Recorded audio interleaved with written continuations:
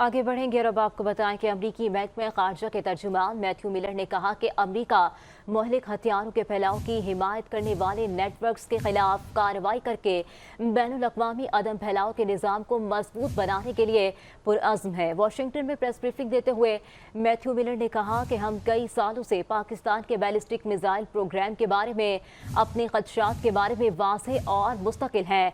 अमरीकी तर्जुमान का कहना था कि हम अपनी पाबंदियों और दीगर इक़दामात का इस्तेमाल जारी रखेंगे ताकि ये यकीनी बनाया जा सके कि हमारी कौमी सलामती मुतासिर न हो। मैथ्यू मिलर ने कहा कि पाकिस्तान के बैलिस्टिक मिसाइल प्रोग्राम से मुतालिक हमारे खदशात बहुत वाज़ेह हैं, तहम पाकिस्तान हमारा तवील मुद्दती शराकतदार रहा है। चंद रोज़ कबल अमरीका ने बैलिस्टिक मिसाइलों और कंट्रोल्ड मिसाइल आलात और टेक्नोलॉजी के फैलाव में मुलव्वस होने के इल्ज़ाम में 5 इदारों और 1 फर्द पर पाबंदियाँ आयद की थीं। अमरीकी महकमा खारजा के मुताबिक पाबंदियों में एक चीनी रिसर्च इंस्टीट्यूट, 3 चीनी कंपनियों और 1 चीनी फर्द शामिल है। अमरीकी तर्जुमान मैथ्यू मिलर ने मजीद कहा कि चीनी रिसर्च इंस्टीट्यूट ने शाहीन 3 और अबाबील सिस्टम्स और मुमकिना तौर पर बड़े सिस्टम्स के लिए रॉकेट मोटर्स की जांच के आलात की खरीदारी में पाकिस्तान के साथ काम किया।